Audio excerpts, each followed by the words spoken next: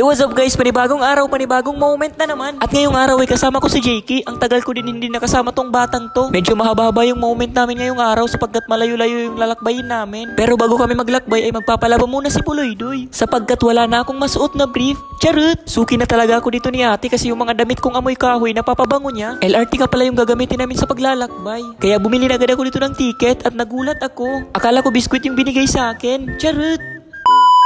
Dito nga pala kami sumakay sa UN Station. Sana dumating yung panahon na magkaroon na ng Katbalogan Summer Station. Paparating na sa Katbalogan Summer Station. Charot! Namiss ko lang talaga umuwi sa probinsya.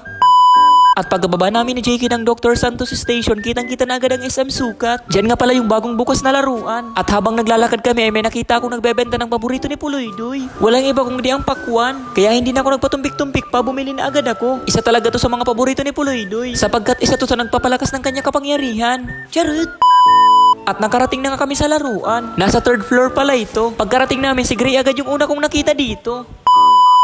At di na agad nakapagpigil si Jakey, inaya niya na agad ako maglaro. Sapagkat matagal-tagal na rin na hindi kami nakakapaglaro. Matagal-tagal na rin nung huling nakita ni Jakey na lumabas yung QB sa katawan ko. Gusto ko na rin subukan kung malaki nang ipinagbago at inilakas ni Jakey. Nararamdaman ko pala dito na malaki na yung inilakas ng chakra ni Jakey simula nung nag-training siya kay Master Jiraiya. Kaya pagka-start ng laro, pinakitaan ko na agad dito si Jakey ng napakalakas na teknik.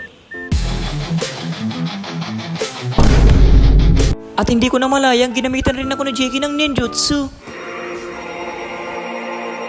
At bumawi agad dito sa Puloy-Doy, ginamit ko na agad yung Rasengan spin. At sa puntong ito, medyo matinding labanan na yung nagaganap. Inilalabas na namin ni Jakey ang mga nakatago naming chakra. Kaya inipong ko na agad yung mga chakra sa kamay ko para makagawa na ako ng napakalakas na Rasengan serve. Kahit sino wala pang nakareceive sa Rasengan serve ko.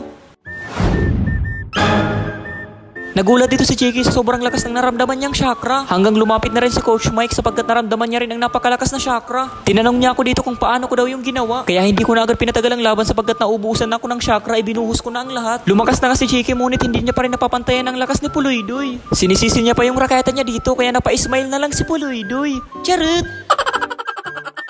Hindi nila alam na taglay ko rin ang lakas ni Orochimaru. At pagkatapos namin maglaro ni Jakey, nakipaglaro naman si Coach Mike sa akin dito. Baka daw matutunan niya rin kung paano niya gamitin yung kanyang chakra. Charot! At bigla palang dumating dito si Boss Philip at nandito rin si Christian. At nandito rin pala si Kate at kasama rin pala nila ang ninja na si Jomar. At pagkatapos ko maglaro ay naghanap muna ako dito ng tinapay. Kasi medyo naibuhos ko yung napakalakas kong chakra kanina. Kaya bumili na ako dito ng crocodile bread. Bumili na rin ako ng alligator bread. Charot! Nagulat pa ako sa pangalan ko dito. Si Puloy-Doy naging Puloy-Doy. Charot! At pagkabalik ko sa laruan ay may nag-aya sa akin ng pustahan, $2 million daw. Grabe, wala pa naman akong chakra ngayon. Charot! Kaya pagka-start ng laro, ginamit ko na agad yung itinuro sa akin ni Sangoku. At sa wakas, epektibo rin pala yung Kami-Kami spin ko. Kaya hindi na agad ni Puloy-Doy pinatagal ang laban sapagkat may limitasyon ang ginagamit kong enerhiya. Kaya ginamit ko na ang huling super-duper Kami-Kami spin.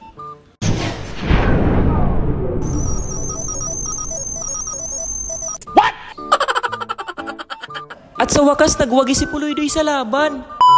At nagpabili pala dito si Boss Philip ng pagkain. Kainan na naman. And to make the long moment short, pauwi na pala kami dito. At habang naglalaro pala ako kanina, nagulat na lang ako na biglang dumating si Charlene. Sana all. Charot! So hanggang dito na lang yung video guys. See you ulit sa susunod na daily moments ni Puloy-Doy. Charot!